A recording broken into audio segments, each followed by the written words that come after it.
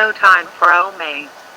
During their travels in the Hone region, Ash, his best friend Pikachu, May, Max and Brock had come across a carnival that was set to open in the morning.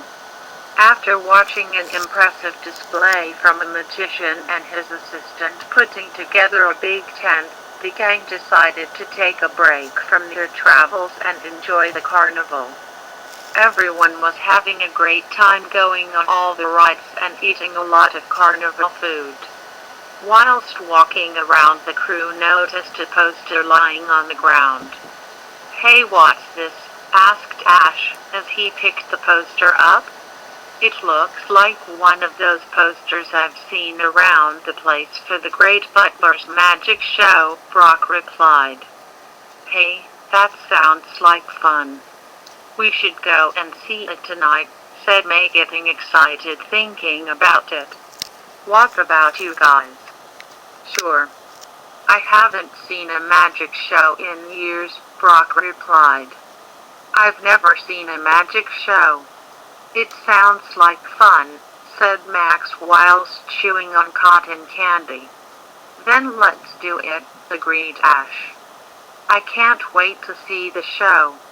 That night the group were enjoying the magic show at the big top. The Great Butler himself was on stage performing a various amount of magic tricks that got the crowd clapping and cheering. Two clowns would occasionally appear on stage to help Butler set up for his next trick, jumping and cheering each time they came in. After the final magic trick of the night, Butler's assistant Diane and their Pokemon Mightyena and Curlia presented themselves one last time to thank everybody. "You've all been a wonderful audience. Thank you all so much for attending tonight and hope you enjoyed the show," said Butler to the audience. Everyone clapped and cheered louder than before. "However, since you've all been so great, there's enough time for just one more trick for tonight. But for this one, I will need 2 members of the audience to come and help me. Now, who would like to have the chance to become magicians?" The audience all raised their hands and begged for a chance. Especially May and Ash, who rose from their seats eager to give it a shot.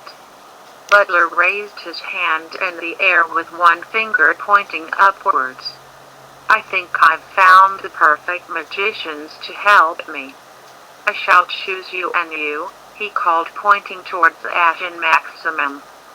"Whoa, that's awesome. Come on, Max, Pikachu, let's go," Ash cried, leaping off his seat.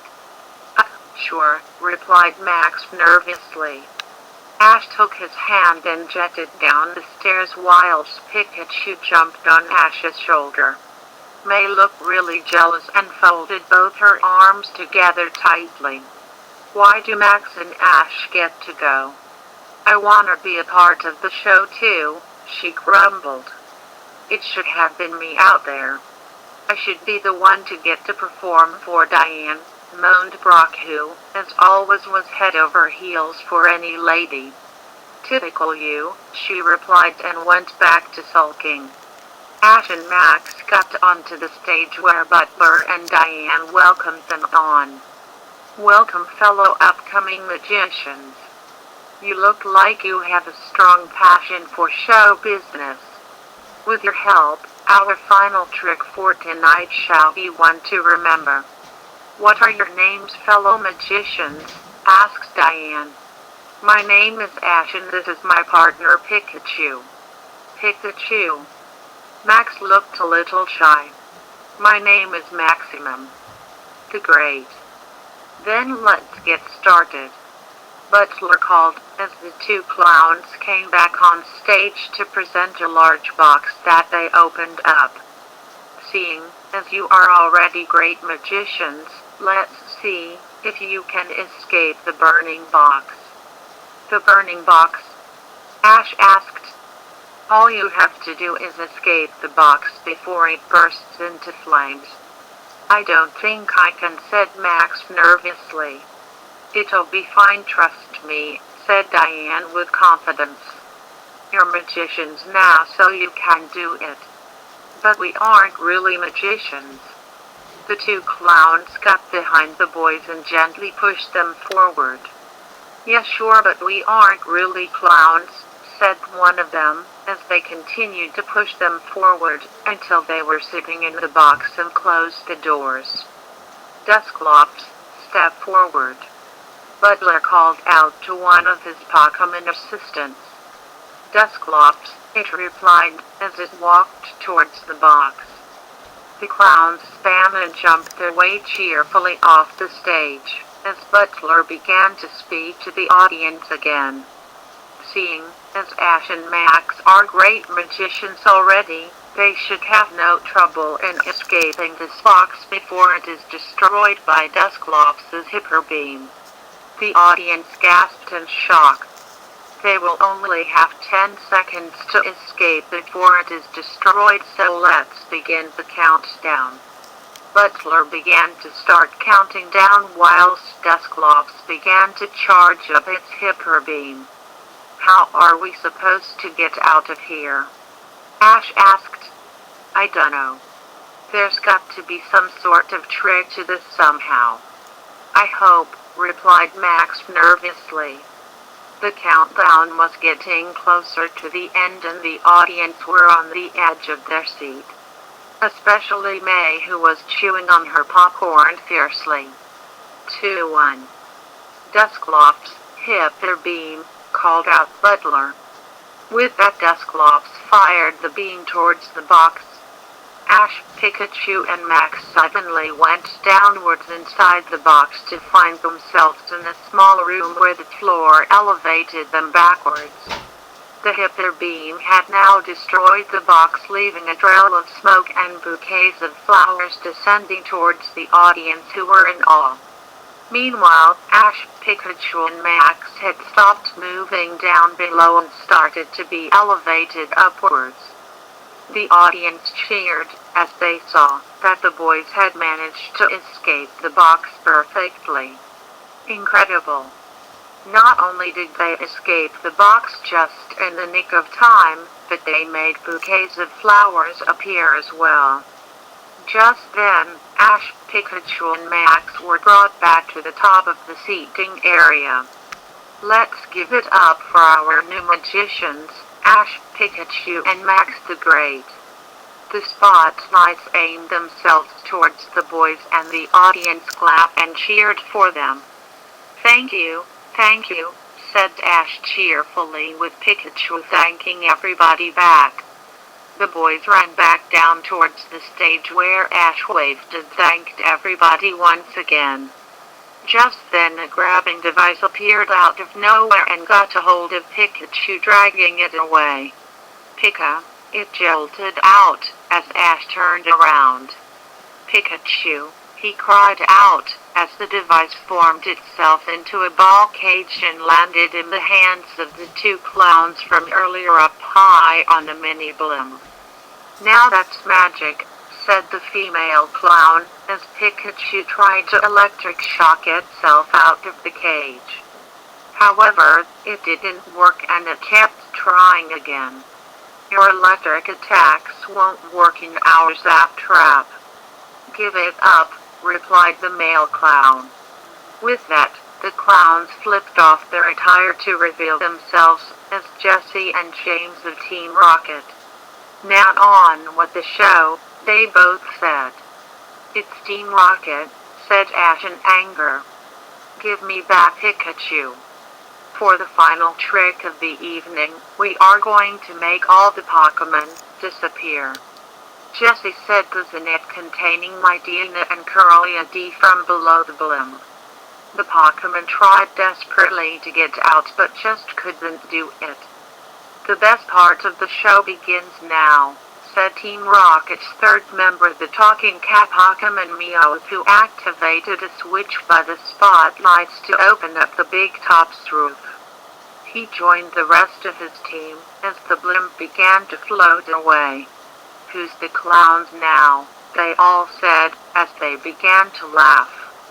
"We have to stop them," Brock said as he and May were preparing to get up from their seats to help. "I'll get him," Ash said, ready to throw one of his pokeballs. "Allow me," Butler said, looking calm and confident.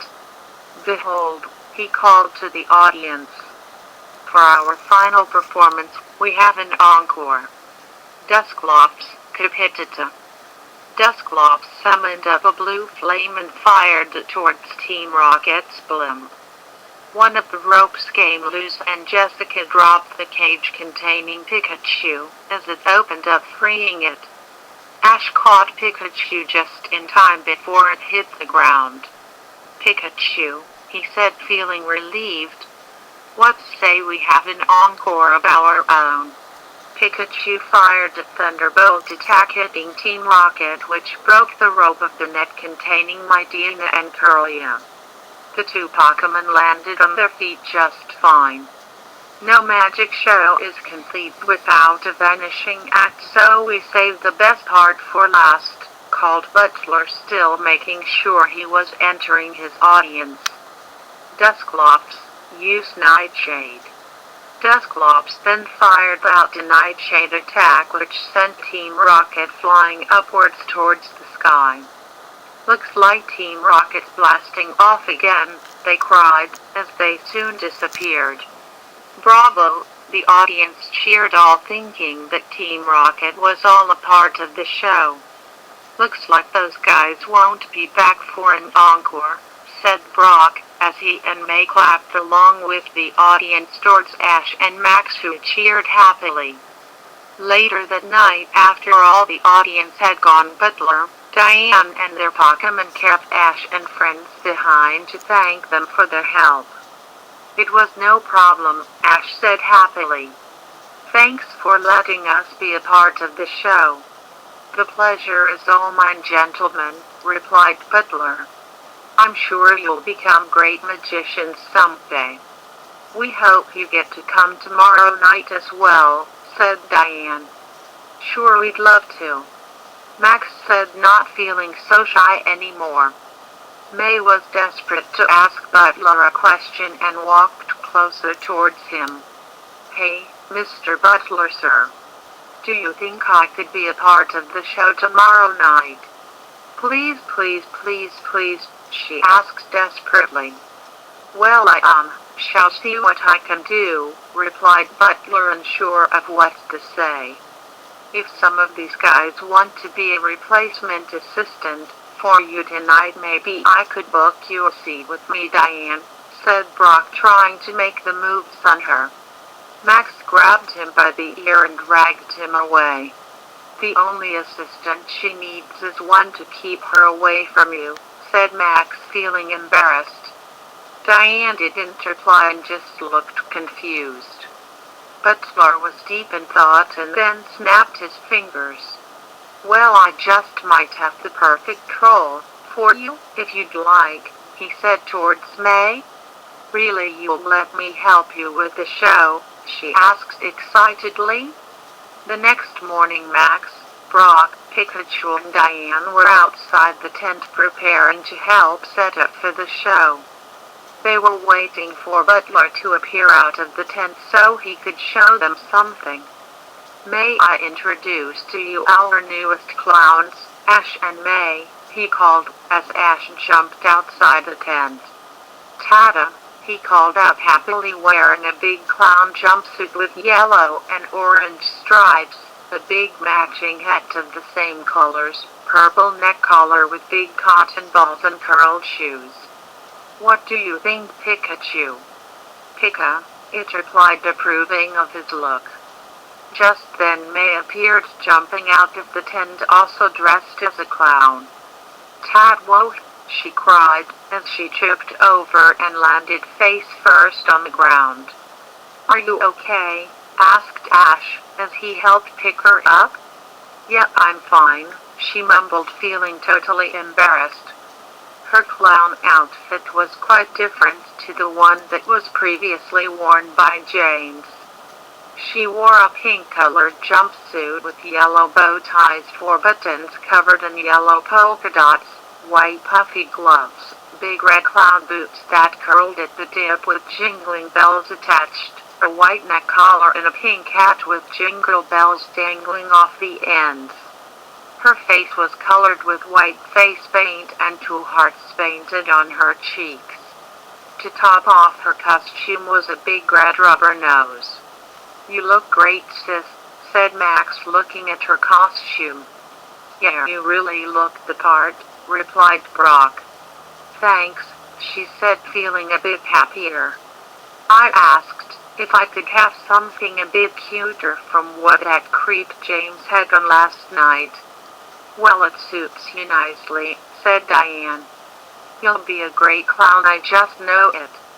"Just remember to take it easy and do your best," said Butler. "I'm sure you'll be able to entertain everybody." "We sure will." "Come on, May, let's get ready for when all the people arrive," said Ash, encouraging his friend. "Then," she replied, following him. As the day went on, Ash and May were walking around the carnival handing out posters to Butler's magic show and doing their best to entertain anybody that came to see them. Ash was really getting into the swing of things and having a great time. He wasn't the best at trying to tell jokes, but he was quite animated and was slowly getting decent at juggling rubber balls. May, however, was finding it a bit hard. Her attempts to juggle resulted in getting hit on the head several times, and she often tripped over when trying to bounce around a lot. Eventually, Ash and May took a quick break after going around the carnival a lot to grab some food and sat down on a nearby bench with Pikachu joining them. Ash noticed that May wasn't all that talkative and looked a bit down. "You feeling okay?" he asked concerningly. "I dunno, Ash. I don't feel like I am really cut out for this job after all," she replied sadly whilst taking a sip of her soda. "Hey, it's okay. You're doing your best and that's what matters. I think you're doing fine." "Thanks, Ash. But I feel I need to talk to Butler about this too. I appreciate your concern, but I just need to make sure this is the right role for me." She got up off the bench and turned towards him. "I'll be back soon, okay? If I take too long, go ahead and carry on. I'll find you." "Sure, okay," Ash replied as he watched May walk off. "I hope she's okay, Pikachu," he said to his buddy. "Pikachu," it replied, feeling worried. May arrived at the big top where only Butler along with his Medina, Curly and Dusclops were inside practicing for the show. "Oh, hello there, May. How is it going out there? Are you being the best clown you can be?" "I'm trying to, sir, but I just don't think this is working for me," she said sadly.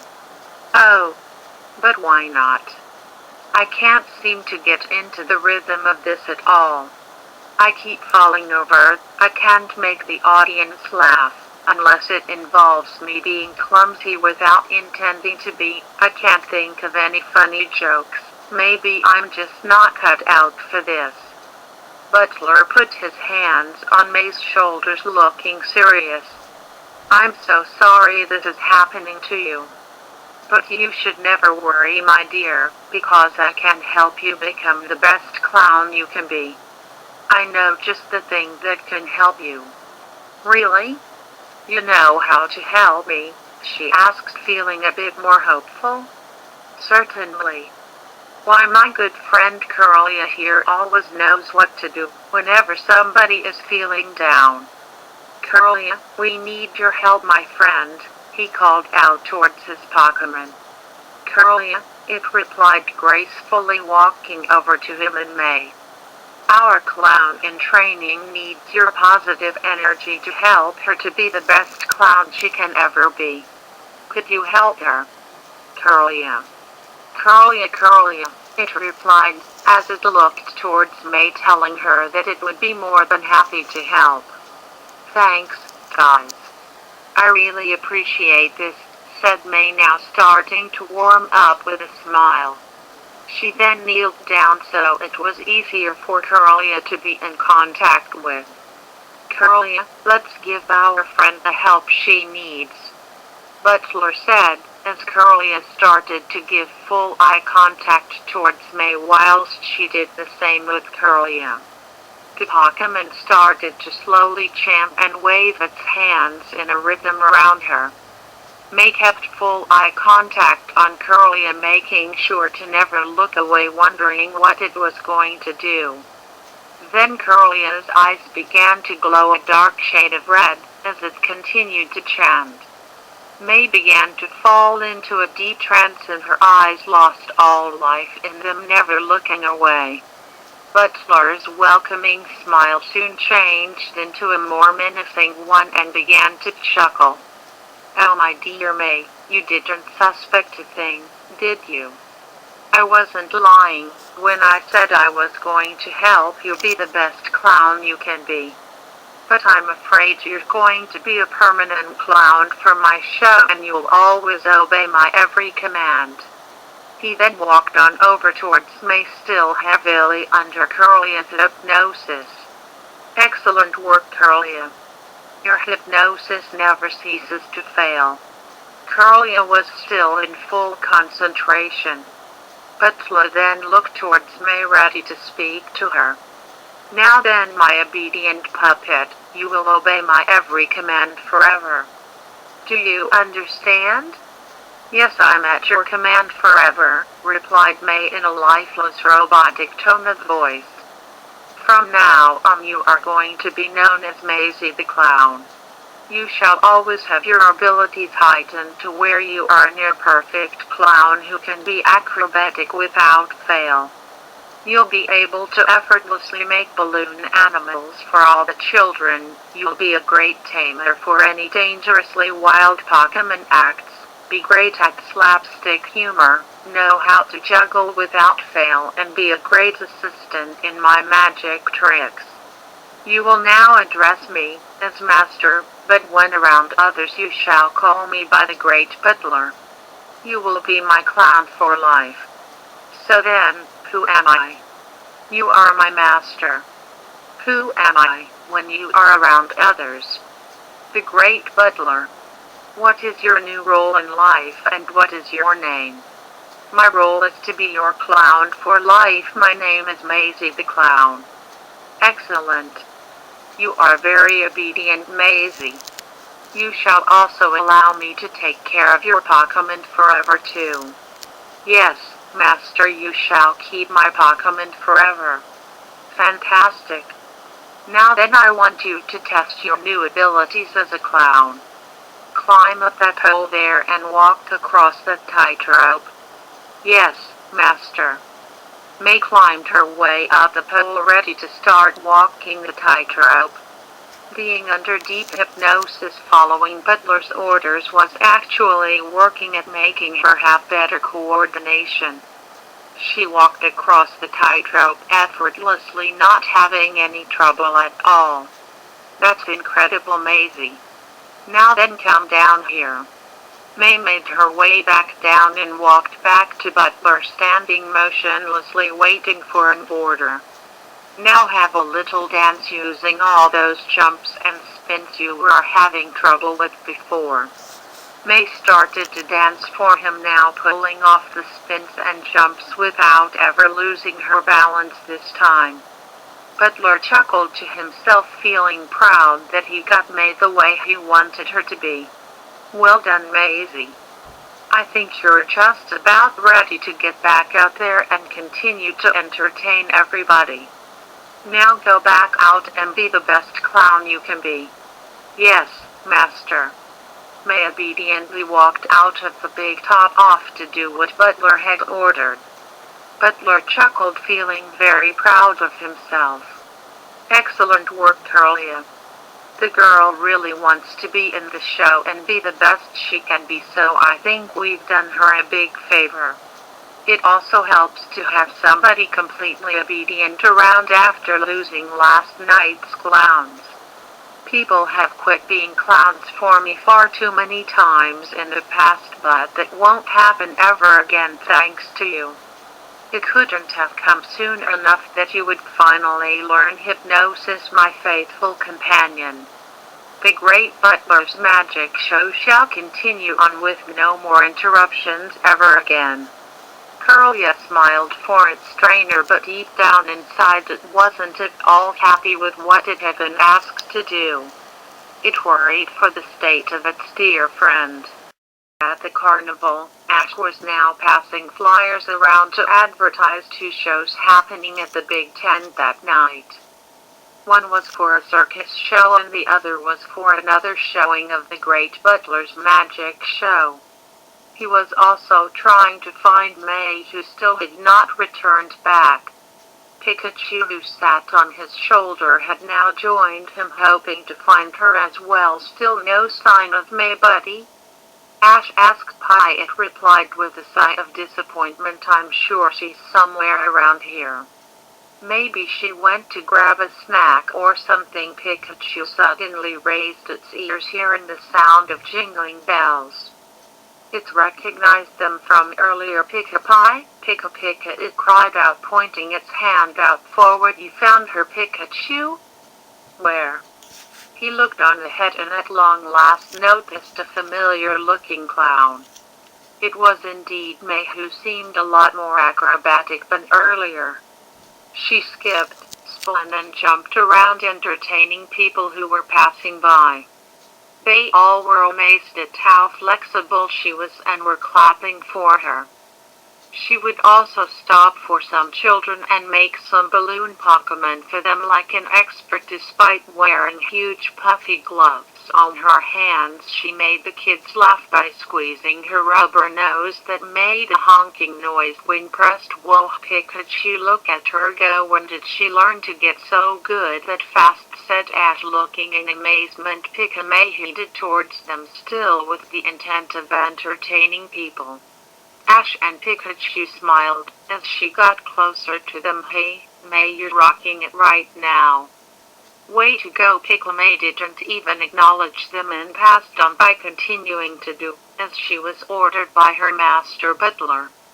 Ash and Pikachu watched as she skipped away, wondering if she had even heard them. I guess she's just really into the rhythm of it all right now. Guess we better carry on to Buddy, he said. Pie, Pikachu agreed, as the two of them carried on passing flyers. May continued to entertain audiences throughout the day under the constant trigger in her mind telling her to do everything Butler had ordered her to do. Eventually, she passed by the trailer where Butler was inside having a cup of coffee. He saw May jumping around outside the window and rushed on over to get her attention. Oh, Maisie, my dear, come on over here for a few minutes, would you? May stopped on a dime, hearing her master, and walked on over to him, devoid of any life she had been demonstrating before. Her empty, lifeless eyes were fixated on Butler, never looking away as she headed towards him. Butler closed the trailer door and sat back down in his seat. Now, Maisie, I need to give you some new instructions for some plans that are happening today, as well as improve yourself as a clown. It's so I call upon you, Curlia, my friend. He opened up his Pokeball containing his Curlia, who already knew what to expect when it saw May close up to a Curlia. We need your help once again to make Maisie an even better clown than before, and to remember the plans for tonight. Do your thing, the Curlia agreed, even though that deep down inside it wasn't happy with what it was asked to do. It felt too scared to retaliate against its hypnosis on May again because of how long it had been friends with Butler. But despite how it felt, Curlia did what Butler requested and began to use its hypnosis on May. May was in a deeper trance than before now, as the effects of Curlia's hypnosis grew stronger on her. Now, first off, Maisie, I have specific instructions about the circus going on tonight that I need you to hear. One of the performers has grown terribly ill and can no longer be on the show tonight. I need you to take this performer's place and take part in that show tonight. I trust in your incredible abilities and just know you'll be able to put on a great show for everybody. Do you understand what you need to do? Yes, Master May replied robotically. Fantastic. Next, I will need you to improve your skills as a clown. I forgot to take into account that whilst you have your amazing acrobatic skills along with everything else, you don't seem to show any emotion at all. I know.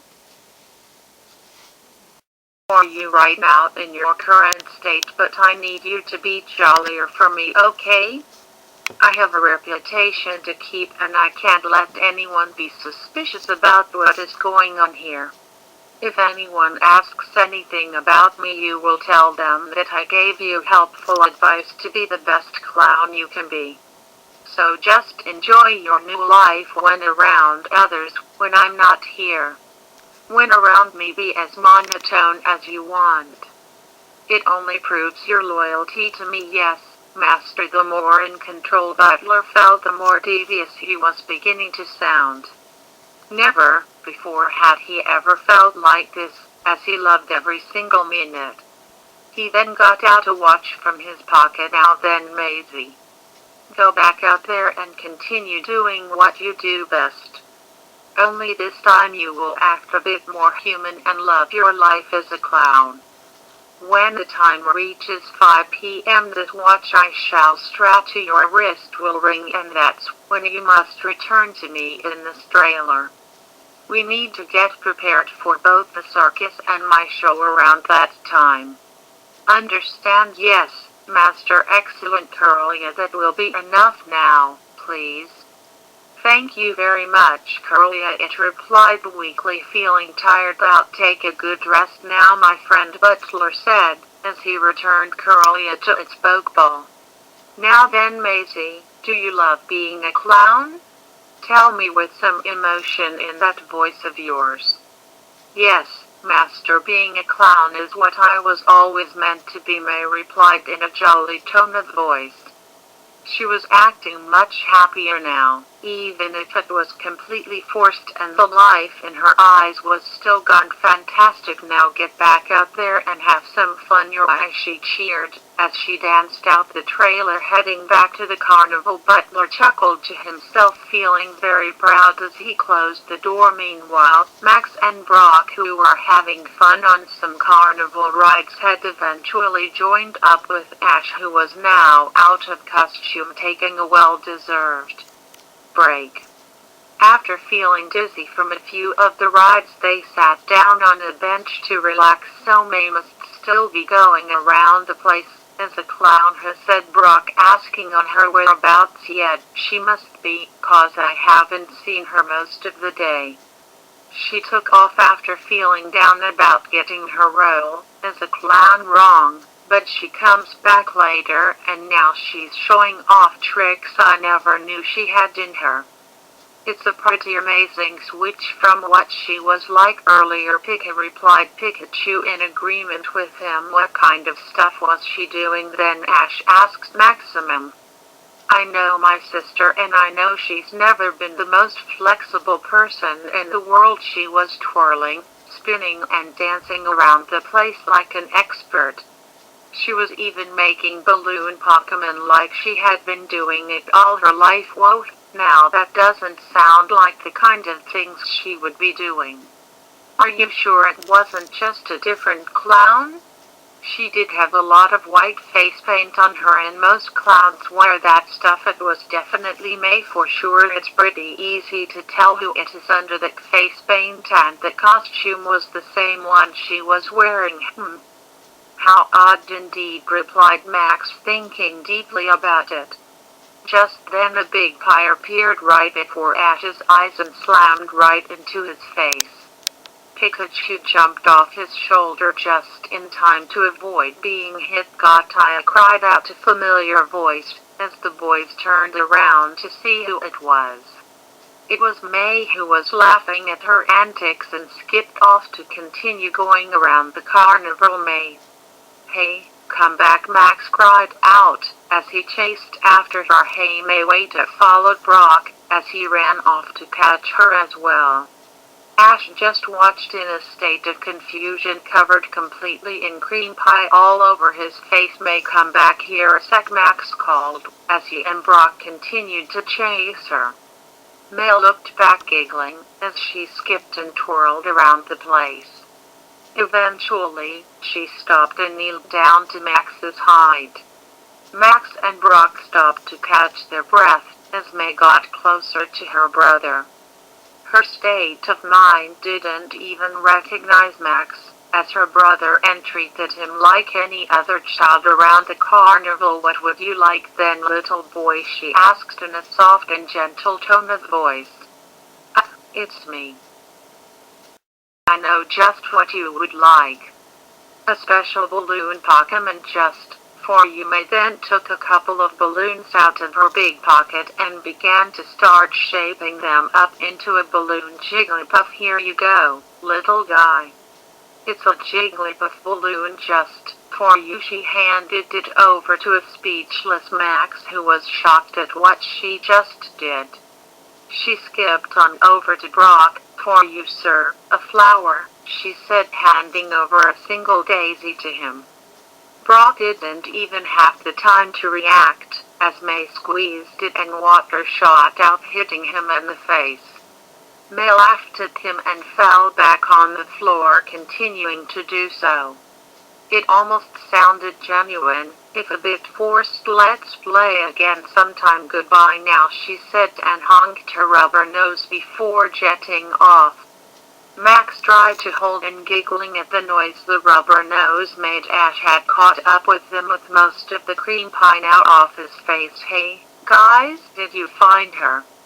Yeah, we did," replied Max, just looking confused. "I guess she's super into her role now," replied Brock. "I can't understand how she got good enough to be that acrobatic and make amazing balloon Pokemon in just a short span of time. Maybe she has been keeping that talent hidden after all." Max pondered. "Whatever it is, she's pretty good at being a clown now. Hopefully, we can meet up with her later and ask about it," said Ash. "Hey, wait a sec," said Brock, who just remembered something. "There's that circus happening tonight at the tent before Butler's next magic show. Maybe she's going to be taking part in that tonight as well." "Good thinking, Brock. We'll watch it tonight and see if my sister shows up," replied Max. "She's probably really busy getting ready for it later on." "Sounds like a plan then," said Ash. "Let's head on over there tonight and catch up with her afterwards." The day progressed as expected, with May continuing in her role. She was forced to play without ever taking a break. She showed no signs of stopping, unless she was ordered to. Eventually, the clock struck 5 p.m. and May headed immediately back to the trailer, as instructed. She quickly arrived and opened the trailer door, where Butler was waiting. "Amazing, welcome back," he said happily. Like a flick of a switch, the jolly and cheerful May went back to acting like her previous monotone, robotic state of mind. "Now then, let's head on over to the tent. The ringmaster of the circus is awaiting us." "Yes, master." They both made it to the tent where the ringmaster awaited. Hello there, Butler, and your partner Maisie, is it?" "Hello there, sir, and yes, this is indeed Maisie," he replied, and shook his hand with the ringmaster. May remained in a lifeless state, staring blankly at the ringmaster. "Don't be shy now, my dear, say hello," Butler told her in a friendly manner, even though to him it was an instruction. "Hello," she replied, now switched back to being jolly. "Why, hello there to you as well. Thank you so much for helping me out tonight. We could really use your help." "Leave it to Maisie, sir. She'll put on a show and the likes you have never seen before. Minnie, she's so good that all she will need is just one practice run." Why, she'll be asked for an encore. I just know it. Fantastic. So then, Maisie, let me show you exactly what you're going to be doing tonight, said the ringmaster. I'll stick around, if that's okay, said Butler. Maisie might want me around for some encouragement whilst you teach her. That's fine with me, replied the ringmaster with a smile. As he began to show May the acts she would be doing, Butler chuckled to himself. He felt proud that the ringmaster had no idea on what he had done to May to get her where she was now. The evening arrived and the circus was just about to begin. It was a full house with not a single seat left open. Ash and the gang waited patiently with popcorn in hand, waiting to see if May was going to show up. The lights then dimmed and the ringmaster appeared in the center of the tent with the spotlight shining down on him. Ladies and gentlemen, boys and girls of all ages, welcome to tonight's circus. We've got a great show lined up for you all tonight, so prepare yourselves for some spectacular acts. So without further ado, the show, the audience clapped as he left the ring and the acts commenced. The show had a variety of acts throughout, such as the human cannonball, artistic cycling, fire dancing, pantomime, much more. The crowd were in awe watching the highly trained professionals show all their skills. So when do you think May is gonna show up? Max asked. Probably towards the end, I would assume. It's just gone past the halfway point and still no sign of her, replied Brock. Well, whenever she shows up, seeing what she's been working towards should be good, said Ash, hopeful of seeing her. Before the next act began, the ringmaster appeared again. Before we begin our next act, I'd like to inform you all that sadly one of our performers couldn't make it tonight, as she has fallen ill. But never fear, because a very kind volunteer has stepped in and has shown us some truly amazing skills. Prepare to be amazed, because it's going to be spectacular. Butler, who watched from the shadows, chuckled to himself. Oh, they will be indeed. My creation is going to be a hit. I can see the money just rolling in now, he said to himself quietly. The lights dimmed as the next act began. It started out with a man acting the role of a boy sitting down on the floor looking sad. The spotlight shone on him, showing the audience the sadness he was conveying. He had a big colorful bouncy ball and was playing by himself. The speakers played the sound of children playing together, which was telling the story of a lonely boy who had no friends to play with. Just then something from above was slowly descending from above the tent, and the actor looked up as well as the audience.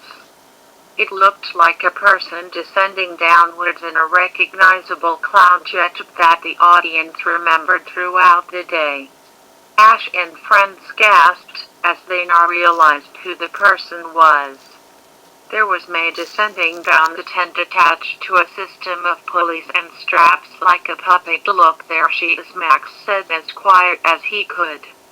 It's definitely May. May was playing the role of a clown marionette as part of an acrobatics act where the story was about a puppet becoming friends with a lonely boy. The pulley system put May on the ground and she walked to the actor stiffly like a puppet would walk. She tapped the actor on the shoulder, which prompted him to turn around and be shocked by her. May had the permanent smile fixed on her face and seemed to never blink, keeping in character of what a puppet would be. The pulley system raised her up and she began to twirl around in midair in a series of impressive acrobatics. She was put back on the ground and raised her arms out stiffly and was trying to tell the actor without any dialogue to throw the ball to her. The actor did just that and they both began to throw the ball back and forth, with May doing more acrobatics whilst she played with him. The actor playing the boy was showing happiness and was often being playfully tricked by May's antics. She would make him think someone was behind him or even pretend to not give him back the ball. Her antics made the audience laugh except for Max, who was more fascinated than anything else. Then the police were dragging May back into the air as she waved goodbye to the actor. The actor didn't want her to go and pulled her back down and removed the straps connecting her to the wires, as if it were to break her free from her strings. May collapsed to the floor and sat motionless for a few seconds. She then jolted up on her feet and began to dance around the stage. She did her series of twirls and spins and even interacted with some of the audience as she skipped on over to the seats. She then got on a nearby unicycle and juggled some balls whilst she rode on it. The audience clapped and cheered loudly, feeling impressed with her skills. Ash, Brock, Max and Pikachu were speechless as they watched in amazement. "Okay, she could never have done this before. How on earth is this happening?" exclaimed Max. "No idea, but this is nuts. How on earth is she this good?" Ash replied, with Pikachu replying, "Officially have no explanation anymore," said Brock, struggling on finding the words to say to end the act. May pointed towards the tightrope up above, showing the actor what she was going to do next. She climbed up the pole and started to walk across the tightrope like an expert. The audience continued to cheer whilst Ash and friends had their jaws wide open in complete disbelief. May then stood on one foot and spread her arms out to keep in balance.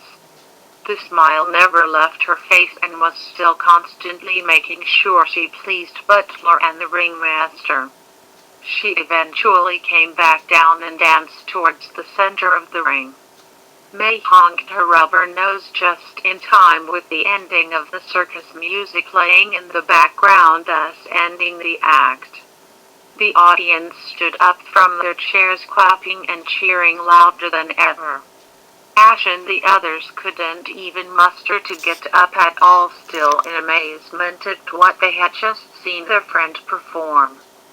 The ringmaster headed back onto the stage and stood next to May. "Ladies, gentlemen, boys and girls, give it up for Maisie the Clown," he cried. "Maisie the Clown," Max called out in shock. "That must be her stage name," Brock replied. "Never expected that, but it in the works, I guess," said Ash. Pikachu agreed. "What an amazing performance, folks. Look forward to seeing Maisie once again tonight at the Great Butler's Magic Show, where she will be his trusty assistant." "Give it up once more for Maisie." The audience's cheers got louder than ever, and Butler, still in the shadows, felt very pleased with May's performance. "Fantastic. She's turned out just the way I wanted her. There is absolutely no way I'll be giving her up now. That girl is fully under my power and nobody suspects a thing. Maisie is a gold mine that I will keep forever." He started to laugh to himself manically at his success, unheard by anyone through the loud applause. He was dead set on making Maisie a household name for the rest of his career. To a close, and May was the star of the show. The audiences were speaking amongst themselves as they left the tent about how amazing they thought she was. Butler's magic show was set to begin within an hour, so everybody had a chance to get some fresh air whilst the tent was being prepared for the show. Ash, Brock, Pikachu and Max were the last ones in the tent, hoping to try and find May. Butler noticed they were still hanging around and walked on over to them. "You kids still here, I see," he said. "Yeah, we were hoping to catch up with May before the show started, just to congratulate her," replied Ash. "We haven't seen much of her all day, so would it be okay to see her?" asked Brock. Butler had a feeling they would ask about May. He was determined to make sure nobody was suspicious about what he was doing, so he responded in a flash, "I'm sorry, but May is very busy right now." Lots of preparation is needed for her to get ready for the show, and she can't be disturbed, but she's our friend. She probably appreciates getting to see us before the show, said Ash. I understand that, Ash, but show business is a very busy process. She understands that and said that she will catch up with you as soon as the show is over, okay? Ash and the others looked disappointed. Max was especially annoyed because he had so much he wanted to ask her about how on earth she got so acrobatic. Ash suddenly realized something and spoke up. Hey, Butler. You had 2 clowns in your previous show, so I still need to do my part, right? You said you needed some replacements and May wasn't the only one. Blast, I completely forgot about this brat, he thought to himself. I don't need his help anymore, now that Maisie is the only clown I need. But if I take him away, then his friends will get too suspicious and my plans will eventually be ruined. I can't afford to lose my gold mine and give her back to her friends. If I'm going to keep her in my services, then I need to settle this tonight. Butler asks Ash, wondering why the few moments of silence. Oh, I'm sorry there. I just realized something about the show. We won't be needing your assistance after all. What? But why? Because some of the tricks I'll be performing tonight won't require you both. Based on you and May's performance, I feel that she will be best suited for tonight's show. Really? Aw man, Pikachu, replied Pikachu, disappointed in his response. Show business is a tough road. Trust me, it was very difficult to pick between you both, as the both of you are so good, but in the end only one is required tonight, and after being the judge I have had to go along with May. I'm sorry, Ash. No, it's okay. I understand where my true talents lie. Mine is to be the world's greatest Pokemon master, he said, beginning to feel proud of himself. I won't stop until I accomplish my true goal, but thanks for giving me a chance, sir. It was a lot of fun. Thank you for understanding, Ash. I wish you the very best of luck in your journey. I'll be waiting for you to appear in the Pokemon League. Butler smiled, not only to keep his cover intact, but at the same time he did slightly admire his determination. Ash reminded him of when he was his age. So we can see May after the show for sure, right? Asks Max, starting to feel impatient. Of course, Max the Great, she has said she will see you immediately afterwards, so don't worry. Okay then, he replied with a sigh. Then we have a lot of work to do, kids, so I'll need you to step outside while we prepare. See you later on. Sure, okay. Looking forward to watching you and May again, said Ash with a smile as the group headed outside. Butler started walking backstage to find May, feeling relieved he had got rid of the kids. Now the show can go on without a problem. After tonight, Maisie will be mine forever. Butler found May standing perfectly still in one spot backstage whilst crew members were carrying out equipment to put on the stage. The bells on her costume jingled as she turned around to face Butler walking towards her. Aw, there you are, Maisie, my number 1 clown. You were truly amazing out there. May didn't respond and just continued to stare lifelessly at him, awaiting an order. Let's head back to the trailer quickly and go over plans. So coming up, follow me. My dear Diane, who had been busy all day preparing for the show, appeared backstage and caught up with Butler. Hello dear, how are preparations going? She asked. Everything is going just fine, Diane. You missed out on an amazing circus. May here is a truly gifted individual and stole the show you performed in the circus. Diane asks, looking at May. Being asked a question from somebody else from Butler triggered May into acting happy and jolly. Yes. I was the best clown ever in the circus. she replied enthusiastically. I took over for somebody who was feeling sick. Oh, I see. Well, I'm sure you were brilliant out there. Thank you very much for helping out with that in our magic show. We really appreciate all your hard work. She smiled. Thank you, May replied and did a jumping twirl. Diane, I need to head back to the trailer with Maisie really quickly. I shall rejoin you shortly. Okay then. See you both very soon, she said, then walked off to go and help set the stage up. May then went back to being monotone and looked towards Butler. Well then, Maisie, let's go to the trailer now. Yes, master, she replied and walked behind him inside the trailer. He instructed May on how she would make her entrance and what she would need to bring out on stage for his magic acts. Before heading back out, he remembered he had to make sure he found a way to keep May to himself after the carnival would be over. Knowing everything would be packing up and leaving in the morning, he then started to get serious with her. Now listen to me, Maisie.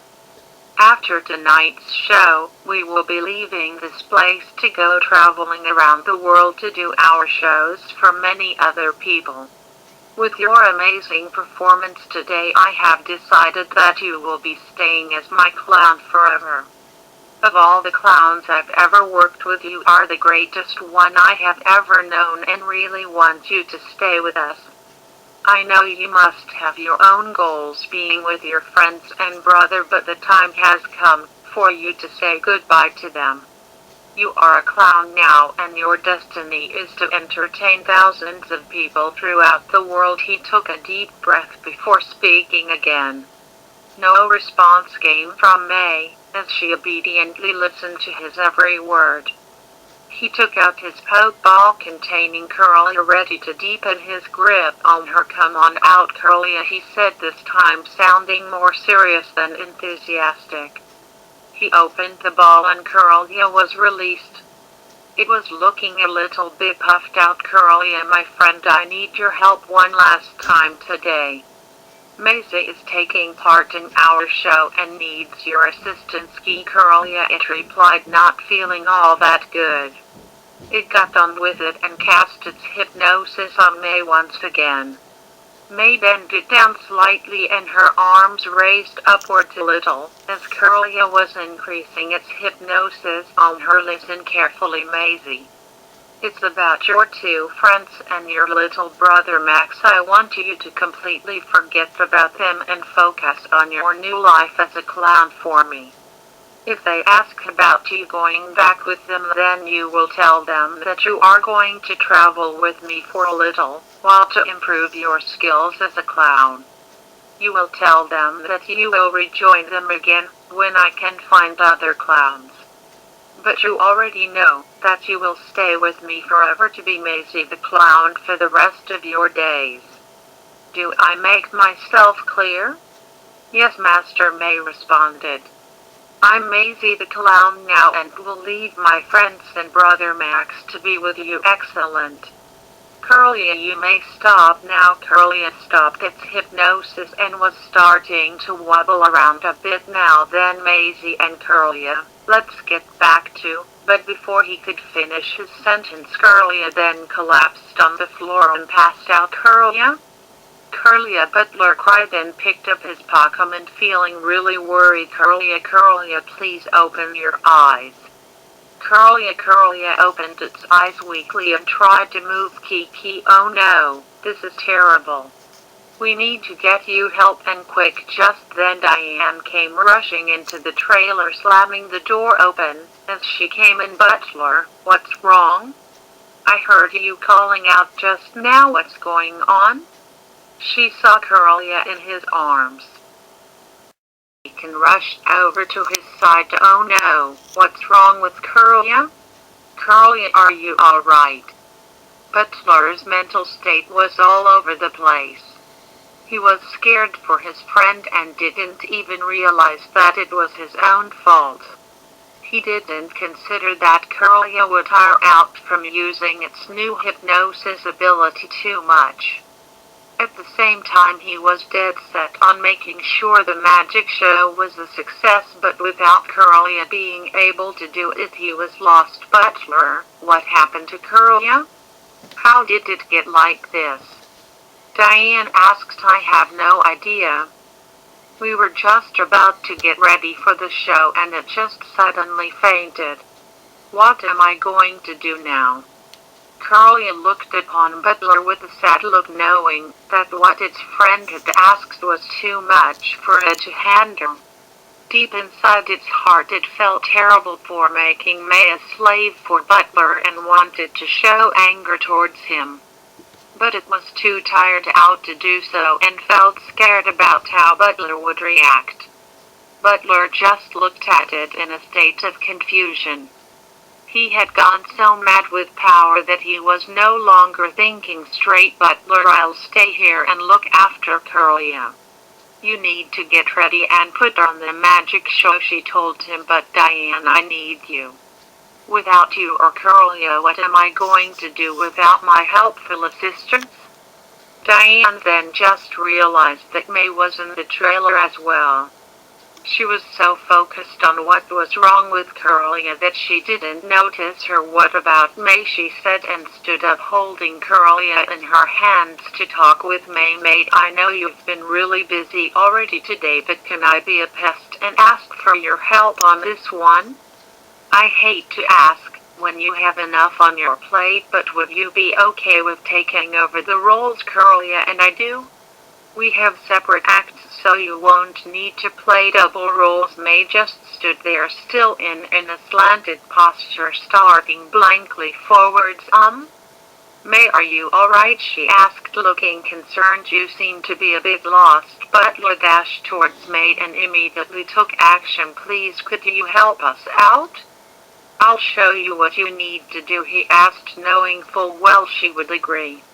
May triggered into her jolly state of mind. Yes, I'll help you, she replied cheerfully. Diane wanted to say thanks but found her behavior quite strange. Her reaction and behavior, something about it seemed quite unnatural. She didn't look concerned at all for Curlia and looked really out of it.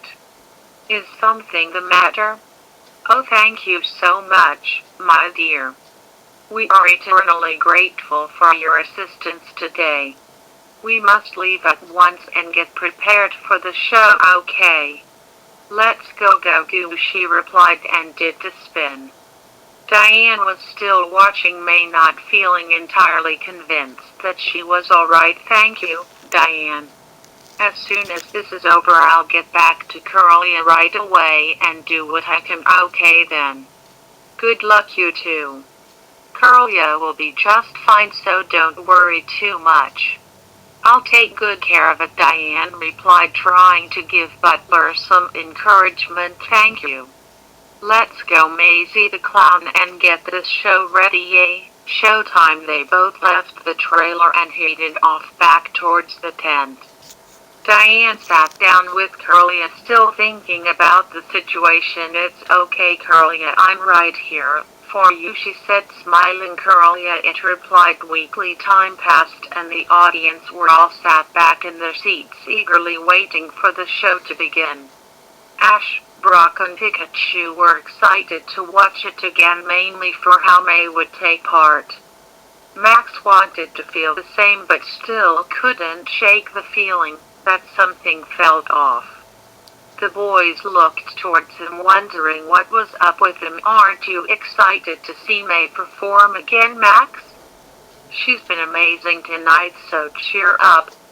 She'll need you to cheer her on, Brock told him. Yeah, I know, but I feel like something is wrong and it's really bugging me. Like what? Asks Ash. I dunno. I just feel like something isn't quite right. Maybe you're just feeling impatient on finding out how your sister was so talented. It won't be long till we can see her again, and then you can ask all the questions you need to, replied Brock. I guess I'm just not sure. Just then the lights dimmed and an announcer was heard on the ladies and gentlemen, boys and girls, give it up for the greatest magician you've ever seen. Here's the great butler along with his faithful sidekick Macy the clown. The audience cheered and clapped as loud as they could as they saw Butler and May walk onto the stage. They were both smiling at everybody and waving their arms to say hello. "Look, there she is," said Ash excitedly. Picker replied Pikachu happily and waved towards her. "She's looking pretty happy out there. She's bound to put on a great show," said Brock. Max didn't say anything and just clapped. "Welcome everybody once again to the great Butler's Magic Show," Butler called out. "Tonight we've got an even greater amount of tricks up our sleeves, even better than the previous night. For those new to the show, don't worry, because some of our most spectacular tricks will get another showing tonight. But before we begin, I'd like to make an announcement. Unfortunately, my lovely assistant Diane and my good friend Curly are unable to perform tonight due to some unexpected events, but do not worry. They will be just fine and are with you all in spirit. But tonight we have the one and only Maisie the Clown to help us out in their absence. Please give this amazing clown the applause she deserves." The audience did just that and even rose from their chairs to root her on. May waved at the audience and did a few spins on the spot. "Thank you, everybody. I'll do my best," she said cheerfully. "Now then, let's get on with the show," Butler called out, and the show got well underway. Just as Butler had hoped, the show went on well without any issues. May was doing exactly as instructed for each act and never once got anything wrong in the short time she had to practice. The audience were giving the biggest applause for all the acts May was a part of, as she was the most impressive to them. Meanwhile, back in the trailer, Diane sat quietly with Curly, who was fast asleep on her lap. She was still pondering about what caused it to get this tired, as well as May's behavior. "I may be overthinking all this, but what if both of these events are somehow connected? Am I just getting ahead of myself, or is there perhaps some truth to it all?" The trailer door opened and a crew member came in to check up on the both of them. "Hey, how you holding up here?" Some of the guys spread the word that Curly wasn't feeling too good, so I came to see if you were okay. "Thank you," she replied. "Curly is just taking a rest. Hopefully, it'll be okay once it wakes up. Poor little thing. Wonder what exactly happened to it. I don't know. But I can't help shake the feeling that something is going on and that it isn't good." Just then Curly opened its eyes, noticing Diane and the staff member. "Hey Curly, how are you feeling?" Diane asked it till it replied with a faint smile. "We are all here for you and will do what we can to help you feel better," she replied, smiling back. Curly then looked towards the staff member and then got an idea. It sighed, knowing that it didn't want to do what it planned on doing. What's wrong? Curlia asked the staff member. Curlia looked towards Diane and tried to ask her to watch what it was going to do. Are you okay, Curlia? Are you trying to tell me why you got tired out? Diane asked.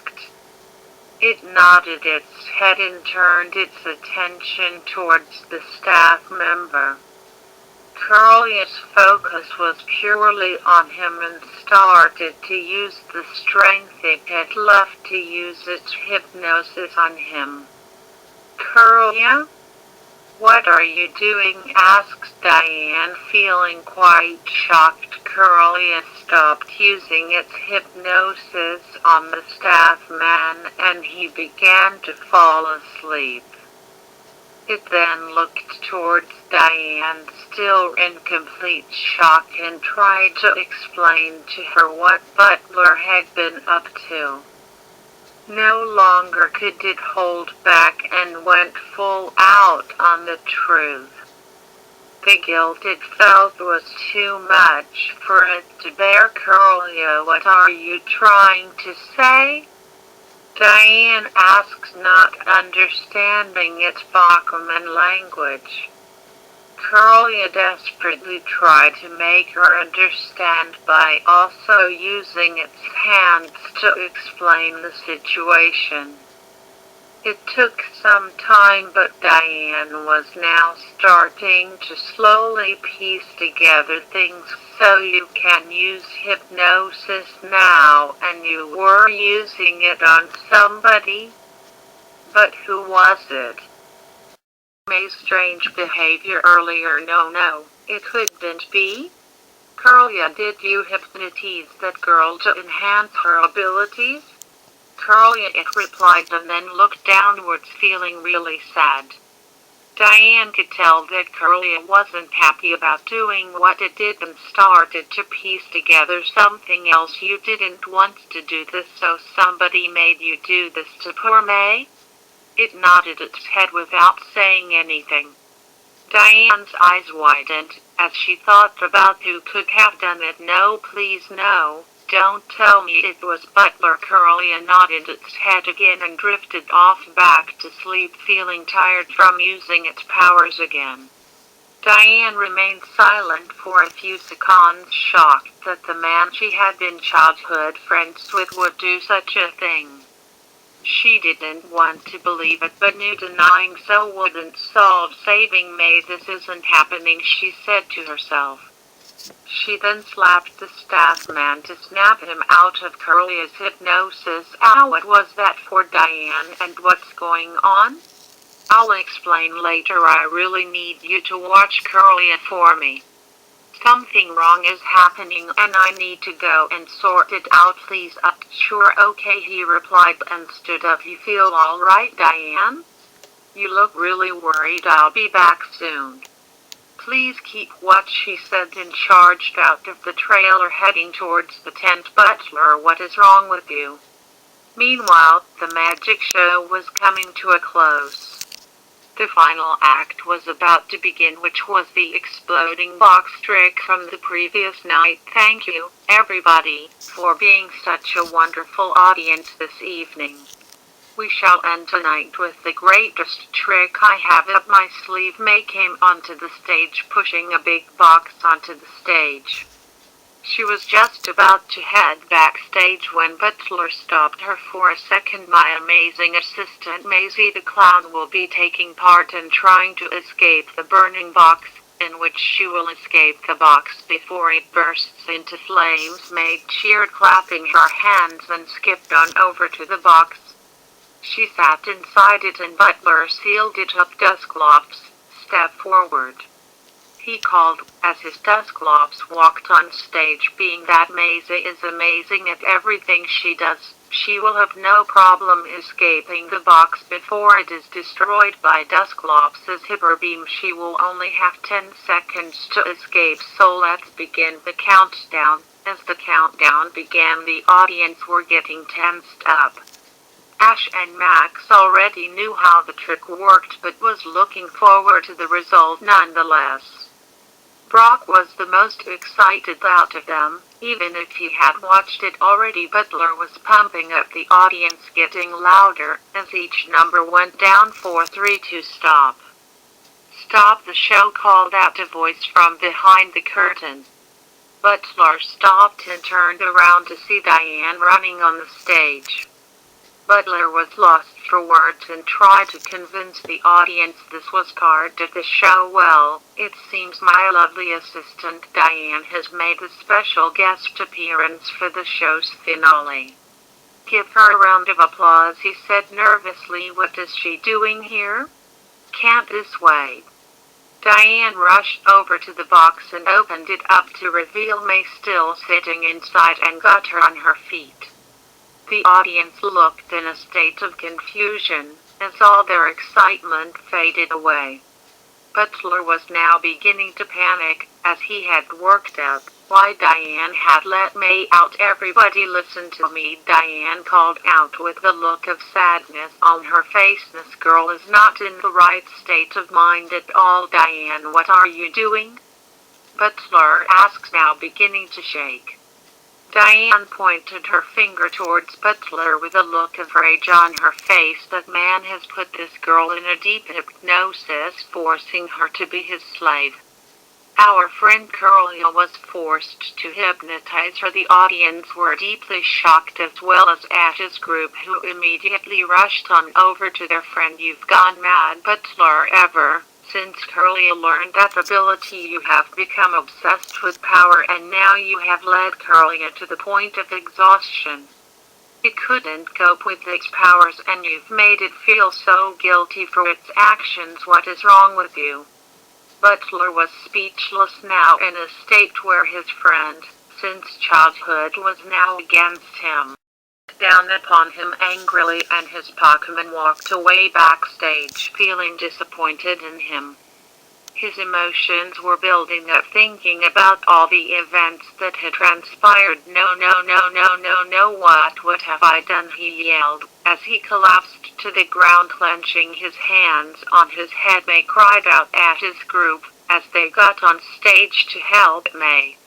May stood there lifelessly like a doll and didn't react to anything around her. May, it's us. Wake up, said Ash, waving his hand in front of her. There was no response.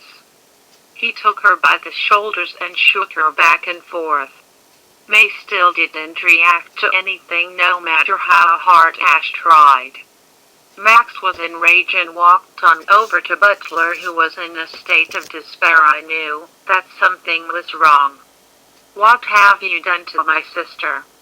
Why won't she wake up? He shouted angrily. Butler looked towards Max but couldn't muster up any words to respond with. Give back my sister, he demanded, feeling the verge to punching him. Max, calm down, said Brock, and held him back from doing anything reckless.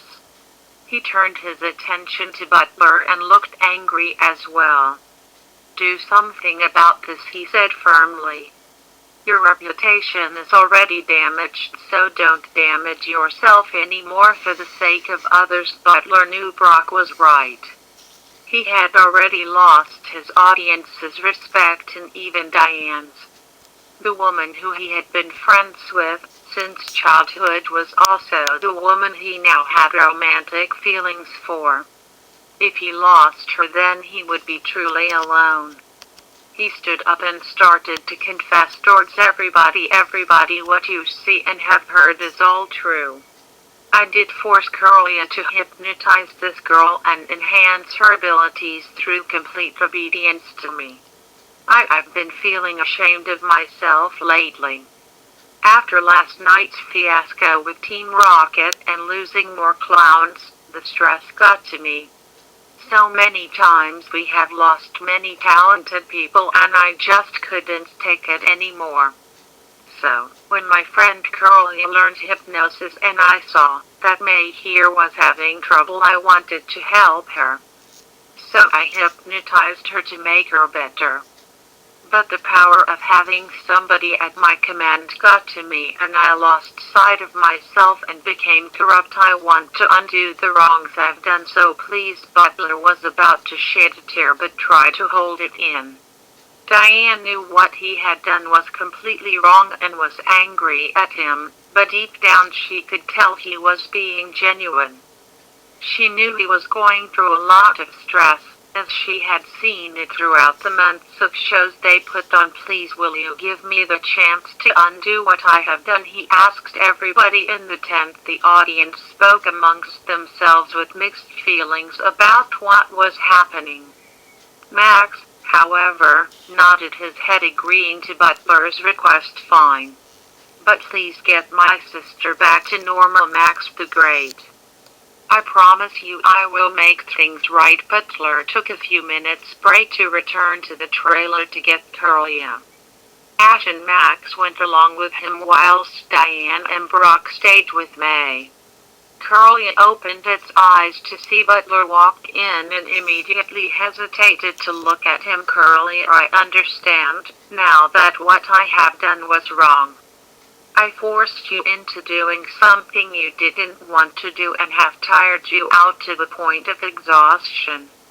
I feel like the worst friend ever. Curlia was surprised to hear him feel guilty for what he had done. It turned to look at him and could see the guilt in his eyes. I promise you that I will never do this to you ever again. From now on I'll wait the normal way for a new clown to help us in future shows. I'll never force it upon people ever again. Nobody should be forced into becoming something they are obeyed to do. They have the choice to do what they can. So please, Curlia, can you ever forgive me? Curlia felt the truth in his words and felt like that its friend had finally woken up and seen the light. It managed to walk on its own 2 feet and jumped into his arms, cuddling him. You forgive me? Curlia, it replied happily, meaning that it said yes. Tears of joy began to stream down Butler's face as he cuddled his Pokemon. I'm so sorry, he sobbed. Curlia, it replied with a tear in its eye. Ash and Max smiled, knowing that Butler was now back to being himself. In order to fix this mess I've caused, I need your help one last time. Curlia, Butler told it. Curlia, it replied, knowing what he was going to say. I need you to break May out of the hypnosis and return her to normal. Can you do that? Curlia, fantastic. Now everybody, let's get back and fix this. Got it, replied both Ash and Max. As they headed back to the tent, Butler and the others returned to the stage with Curlia in tow, ready to finally fix things. Butler, Curlia, said Diane in relief, knowing that Butler was going to keep true to his word. Everybody in the audience, once again I apologize for the monster I have been and will now show my apologies by getting May back to her normal state.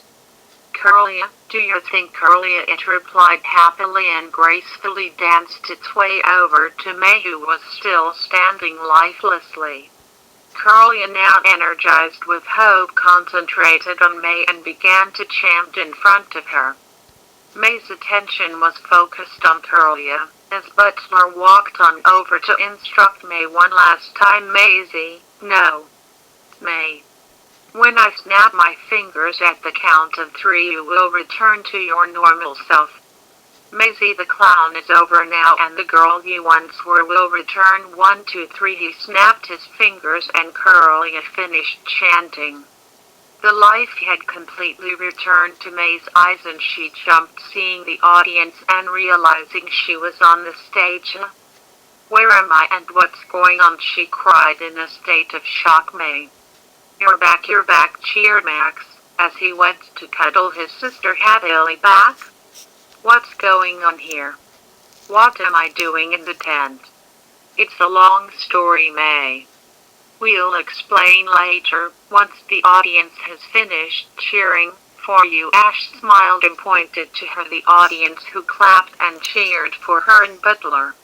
May had no idea what was going on and looked really confused. She turned around to see everyone else smile at her, give them a wave, May. We'll explain everything afterwards, Diane insisted. Oh. Okay, she replied.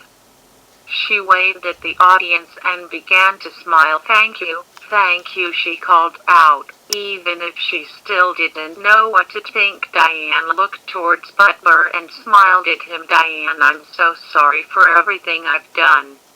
I lost sight of myself and became somebody I'm not. You must hate me, right? Diane walked closer to him and took his hand. What you did was wrong, Butler. But at least you realized your mistakes before it was too late and corrected them. I'm just happy the butler I know is back. I have you to thank, Diane. If it were not for you and Curlia, then I would have gone down the wrong path. Thank you for stopping me. The both of them hugged each other happily, as Ash and the others smiled, for the morning had arrived and the carnival had come to an end. Butler had already had a private chat with May to explain everything that had happened since yesterday. She was furious for him controlling her, but after his deepest apologies she eventually forgave him.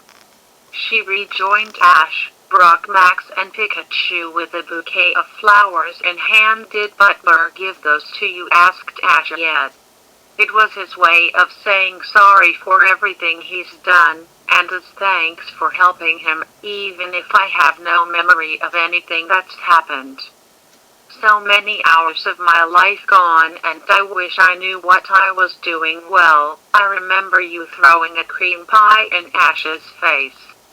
It was actually pretty funny, now that I think about it, said Max, beginning to chuckle. Oh, Max, don't you bring that up, said Ash, feeling really embarrassed. Then afterwards you used one of those fake flowers to squirt water in Brock's face. Max was now beginning to properly laugh. Wait, I did all that, replied May in shock. Max couldn't stop laughing and then remembered something else. That rubber nose you had on was funny as well. When you squeezed it at me. May was fascinated by what she told her and then remembered something she had in her pocket. She took it out and smiled at Max. Oh. You mean this one, she said, showed him the rubber nose she had gone from yesterday and squeezed it. Of him making a honk noise. Max collapsed on the floor and laughed harder than ever before.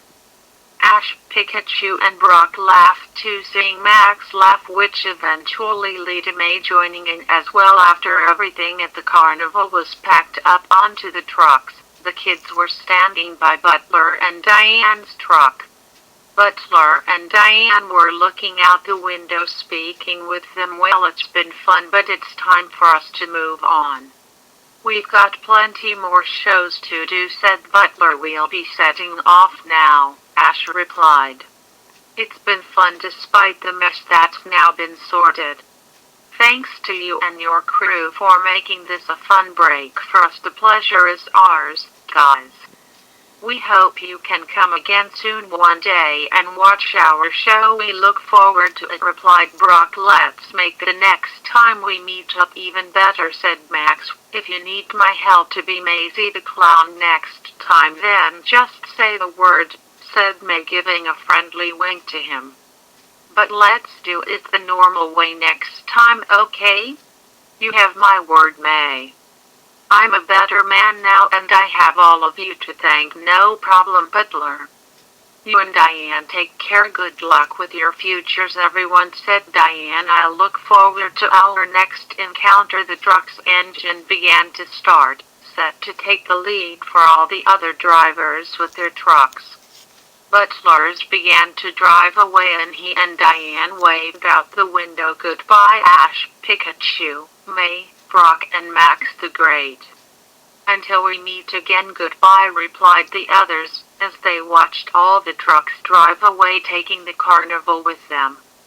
They kept on waving till they were out of sight. Well, I suppose we better get going too, said Ash. Lead the way, Ash. "To our next adventure," replied May happily, as they all headed off in the opposite direction to continue their journey. As Butler and Diane drove away, they looked back at the empty field where the carnival once stood. "It's only been for a little while, but I'm already starting to miss those kids," said Diane, recollecting on the events that transpired. "As will I, Diane." "As will I," replied Butler in a soft tone of voice, also thinking back on everything. But one thing, however, stood out in his mind. Many weeks had passed since the events of the carnival, and Ash's journey with his friends continued as normal. Ash won another gym badge in his quest to enter the Hone Pokemon League, and May had earned her next ribbon in another Pokemon contest to become the best Pokemon coordinator. Sometimes, however, May would have some strange instances where she faded out and woke up not knowing what was going on. When it came to some random evenings, those moments lasted longer, but she would always wake up still in her sleeping bag, not even knowing it happened. As time went on, these fade-outs would grow worse each time. When it happened, a different personality was within her mind. That personality would be wearing colorful clothing and have a cheerful attitude. Sometimes a certain person would appear in those moments as well. Someone who she felt like she had to listen to and obey every command that person made. Small pieces of her mind would slowly fade as time progressed, completely unaware that she would become something else. The end.